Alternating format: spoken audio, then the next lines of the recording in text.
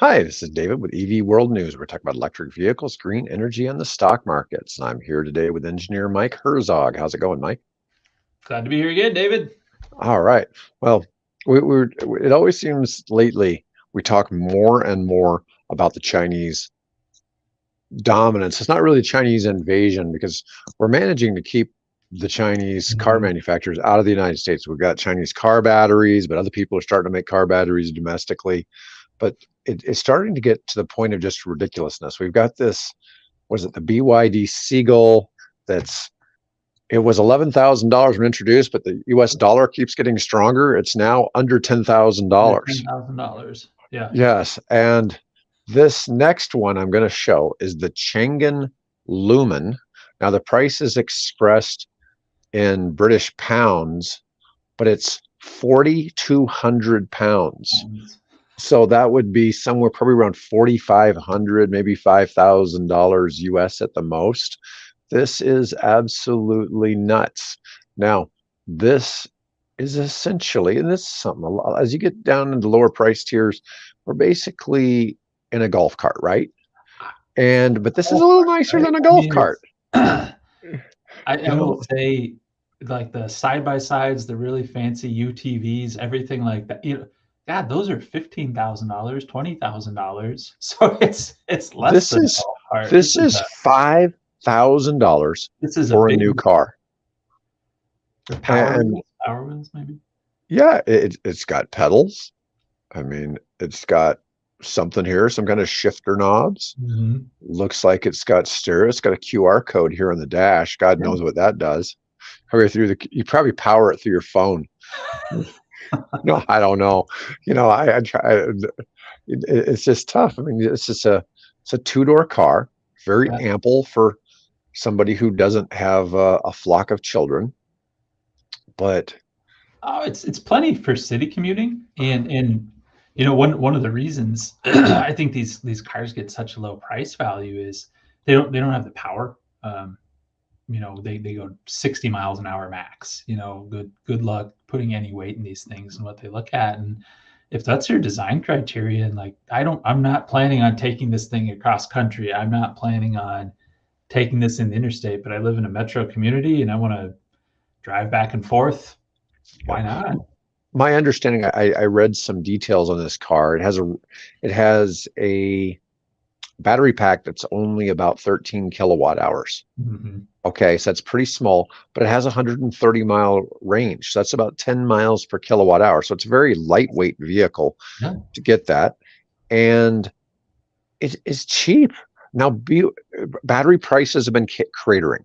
And, I see this, there's not enough lithium in the world. There's like, we all know that's a lot of crap. And now you got the different kinds of batteries. But this is what the Chinese are able to put out.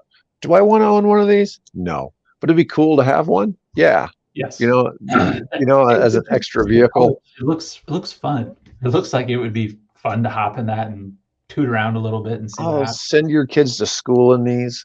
I mean, I look at, you know, it's been a while since I had to buy my kids a car, but last time I bought a used car for my kids, I spent 9,000, different stuff like that. You can't get a used car for that now. No, You're really fortunate if you can find something that drives used in the United States for under 15,000. I had a 2010 Honda Civic and had a line of friends like I needed a commuter car for my kid. Like I can't get this. It's the first one, and I don't know, like $6,000 for a bare bones 13-year-old Honda Civic. Right. Yeah, it's insane. It's insane right now. Yeah, but if you can imagine just having and picking up a $5,000 new car, because I see these people, it's like, oh, but they're $50,000 to replace the battery. So what? Just Oh, buy wow. 10. Buy a new car. Yeah. Just buy another one. Get the Costco value pack. This is the car they would sell at Costco, right? Mhm. Um, but I'm just saying, it's crazy what the Chinese are coming up with. I Now, mean, one thing I'm really curious about these is if and when it's going to be when they make their way to America. how are they going to upgrade to safety standards, and what our baseline requirements are, and how to put everything in that space, and what's that going to do to the ultimate price tag, where this is a bunch of aluminum, around a battery. Right. We're not going to cut that because we have Escalades driving around Right. here. And Yeah, I understand that. But we talked about this three-wheel bicycle, the Elf, a Mhm. while back, and they've been in over 50 accidents where they've been struck by cars, and nobody's been seriously injured in one. Mhm. And they've been struck by vehicles going as fast as 55, Whew. and they have a max speed of 20. So that, it doesn't matter what direction it got hit from. That was a pretty hard hit, and the bike rider walked away from it. Wow. So I'm just saying this may not be, you know, the greatest option in the world when we talk about this, but this is, what you're giving is a good reason to not ride a bike or not ride a Yeah. motorcycle. Okay. Oh, 100%. Um, 100%. but, and that's one of the reasons why, you know, e-bikes were one of the lowest adopting countries for e-bikes. But I just look at that. Now, is this going to come to the United States? Nope, nope, nope. We're going to protect, the United States is going to protect, tariffs and other things. And like you're saying, the national highway traffic safety standards, all those things, they're going to keep vehicles like that out of the country. But Yep. we are seeing a $20,000 EVs hitting the United States next year. Yeah. So it's going to be a challenge for some of these other car makers. But right now, the cheapest gas car is just over 15,000, and that's a Nissan Versa. And so we'll see where that plays out. So the next thing I want to talk about, Volvo EX30 is named the 2024 World Urban Car, and this is a small Volvo SUV, not as small as the little Chinese car we were just showing. And this is what we say, it's about $35,000 for one Yep. of these. Here's some pictures. Let's see. You know, it's nice looking. I mean, it's Volvo, nice looking vehicle. 34,000 pounds, $35,000 approximately, but you can get these here in the States. Yep. It's a nice looking vehicle. It's And it's fine, and you love to see established manufacturers putting vehicles like this out. Let's test it. Let's see how it goes. And apparently, it's performing real well for what it's doing. so out of 38 different entrants, the EX30 was awarded the title of 2024 World Urban Car in a presentation at the New York International Auto Show. Volvo's smallest ever SUV was named as one of the top 3 cars in the world out of 38 nominees. It's an interesting award. Small SUV Crossover of the Year award from the Sunday Times, Eco Warrior of the Year award from Top Gear magazine. A few different awards. No, it's a nice little SUV. Looks like it's still got some decent space. I mean, it's Yeah, this well. I know that it's a good has deal. Now, a you and I were range of, talking. What does urban car of the world right. urban car award? I don't know what that means, but it's got to be worth It something. means it drives to the suburbs, I guess. It has Yeah. a range of 476 kilometers.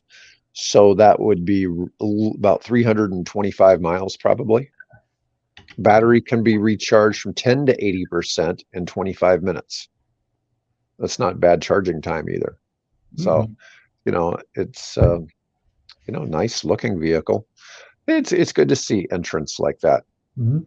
Now, I wanted to talk about this article I found on 6 cars that seem expensive but rarely need repairs. And this is coming from banking rates. And let's see here, because these are mostly gas cars, but it's an interesting perspective on where where things are going in the car business. So the first one was Subaru Outback, a $29,000 car, and it's not the cheapest, but it's not the cheapest midsize SUV, but it's really cheap to repair. They're Mhm. known for versatility and reliability. And this one's this one's a full size pickup, GMC Sierra 1500. Now we're talking about gas cars here. Yeah. Okay, so we don't really cover gas cars as much, and it's $36,000 is higher than the Ford Ranger, F-150, Chevy Colorado, Silverado, or Ram 1500. You know, my argument with this is you can't buy a GMC No, that's Sierra I was just 1500 gonna for look at that. $40,000. You'd be Give me lucky to buy one give for me a break 60. that Yeah. that's more expensive than those. No, good luck finding an F-150 for that price.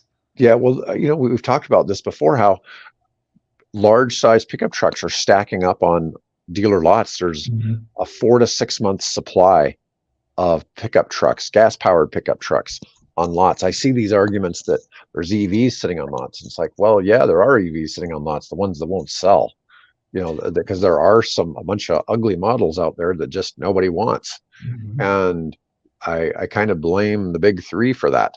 You know, they made some really poor choices on design for some EVs. And then you see stuff like that Volvo we just looked at. It's Yeah, like, well, that was nice. yeah, I that mean, that's going to sell. That's going to yeah, sell and do well at that price tag. It's gonna do if very we had well. those $5,000 cars here in the US, Yeah. it would be different. Now, I know some guys bringing in a car that's going to be similar, but it's 4 doors, but it's classified as a low speed vehicle, but it's still a 4 door car, but has a max speed of 50. Okay. And so it avoids some of those national highway traffic safety things. And Because they're going it's to not sell it. rated for highway travel. Yeah. And they're going to sell it for $12,000 here in the US. So that'll be interesting. But once again, it's just basically an upgraded golf cart. Mhm. You know, is essentially what it is, but it'll have a little bit over 100-mile range. It has a longer range than the Fiat 500e. Yeah. So, you know, it'll be interesting to see because it's certainly cheaper. It's going to be cheaper than any gas car in the United States. Yeah. But that company that's bringing those over, they target companies or people that just do deliveries. So the idea is it would be used mainly for somebody who's doing Doing DoorDash and DoorDash, Uber. yeah. Well, Where I it's don't know your about Uber, but driving because it'd be kind of small out. for Uber, but doing, you know, delivering food, stuff like that. Yeah. Yeah. Yeah. Makes a Let's ton of sense. Makes a ton of sense. What's with those such low price tags I've got in the back of my head, I mean, is that feasible for people to own two vehicles at that point? You know, it's I've got my commuting car, I've got my golf cart that I right. take to the grocery store and do all that for my day driving, but then I can still have my SUV, I can still have that if I'm gonna go cross country. I mean, at that $5,000 to $10,000, I mean, that's you Yeah. could if you have Yeah. space, that's two vehicle for an individual. It's certainly making vehicles more affordable, if nothing else. But Mhm. this GMC Sierra, one of the things that when people get a full size pickup truck and it costs $8,000 to $12,000 to replace the engine a few years down the road, they usually go ahead and replace them in the pickup trucks. Whereas in other cars, when your engine goes out, most people don't replace it. No. But on a full size pickup truck, people do because that truck chassis has a lot of value. And so that's just something that's a little different. Now, our next vehicle is the Lexus ES, and it's an inexpensive car, and it just isn't in the shop very often. And this is one of the things with Toyotas. Toyotas aren't in the shop, and Lexus is basically an upgraded Toyota. Now, I didn't expect this. The Genesis G80 and G90, these are big. Genesis, which is a Hyundai Kia, Uh, you know, luxury it's brand. yeah, it's they got their luxury. I wish I knew more about Genesis. It's a brand I really don't know much about. Their logo and the look of the cars makes them look a little bit like a Bentley, Yeah, yeah, and they have very similar styling. And you're looking at it, yeah. it's like, That's I mean, their logo's even got wings, doesn't it? I right, mean, it's it it's does. very It's similar. very similar, you know, to the point where it almost seems like it's ripping that off. But they Yeah, are nice looking vehicles, and they are very nice vehicles. yeah, yeah. And No, then they're of course, beautiful cars. but here's where it gets kind of so. Then we get to the Honda Accord. And we've all known the Honda Accord, the Toyota Camry. There's a few cars that are associated with longevity, minimal repair costs. And then after that, the next category for inexpensive to maintain and repair, pretty much any electric vehicle. Yeah. And I thought, well, that's interesting because I really wanted to see what they were going to say in here. EVs have fewer moving parts, means there's usually less that can go wrong, leading to lower repair costs. They do Mhm. have tire issues, but you don't really replace brake discs and pads. See, this is kind of funny. This article says brake discs and pads will still need to be factored in, even though people, they have more issues from the stuff dry rotting than they do from actually Actually needing to wear and replace tear. them. EVs are typically heavier. This has been somewhat disproven. I've been looking at a lot of numbers on gas versions versus EV versions of the same cars, and the EVs aren't even as much heavier as if that car was a convertible. Because you know Mhm. how convertibles are much heavier than regular Yeah. cars. And the difference wasn't as much as what one would have thought, because people always think they're factoring in that battery weight, but the battery is replacing a transmission, an Yeah. engine, It's all the parts. fuel, a fuel tank. You know, there's just a lot of things it's replacing. But I thought this was good because at first I was like, well, why is this article? This is even from MSN, and there's no question MSN is a left-leaning news site. And so I just found that to be kind of fascinating deal. My last one, last article for today, is the Great Electric Car Scandal. And this is from the Telegraph in the UK. And it said, look back at the Volkswagen Dieselgate scandal from a Mhm. few years ago, where they were exaggerating certain things on emissions and all this.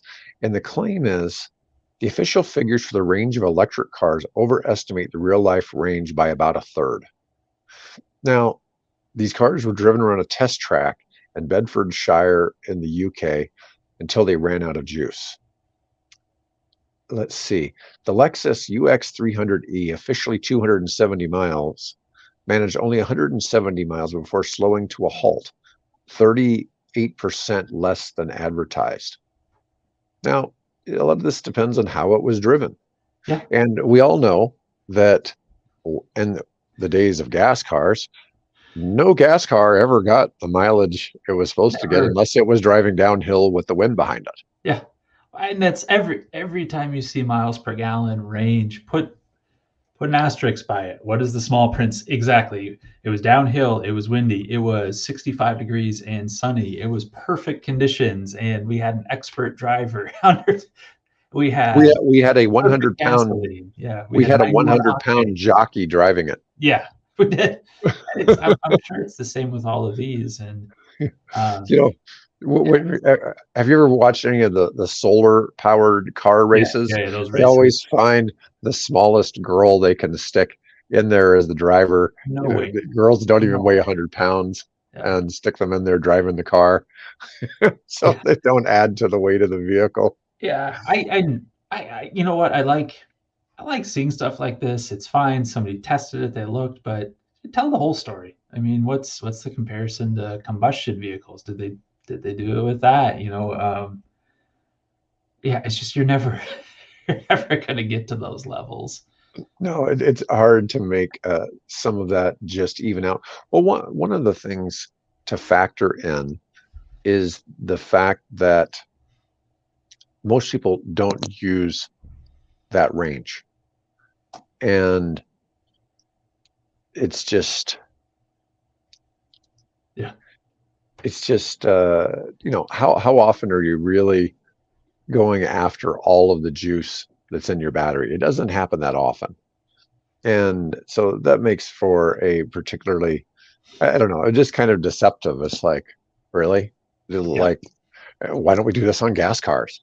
Hmm. Why don't we have a chat about why gas cars don't get the gas mileage that people claim they get? Yeah.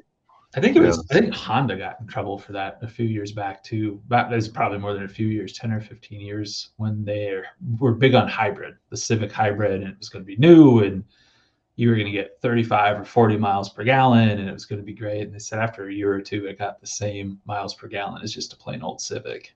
Um, and I think they got in pretty good trouble for that, saying like that was deceptive. Well, I don't know at what point it's deceptive and at what point it's possible Yeah. for a car to get. better mileage. I know I when I had gas cars, I'd always try to match the mileage and see if I could possibly hit Yeah. the number on the highway. And it was just so hard to do. It was possible, but a lot of those numbers are speculating you're driving like 55 miles per hour. Mhm. And it's very rare to find a highway where you would drive exactly 55 miles per hour. And so that makes things, Yeah, you're uh, driving 55, the AC's not on, the heat's not on, um, you're not powering your subs in the back, anything like that. It's just no, boring, boring yeah, as you could get. How boring could you drive this vehicle and optimize it? no, I get it. Anyways, I didn't have a whole lot to cover today. So, anyways, Mike, I appreciate you being on the show with me. And, folks, I see we've got a bunch of people watching today.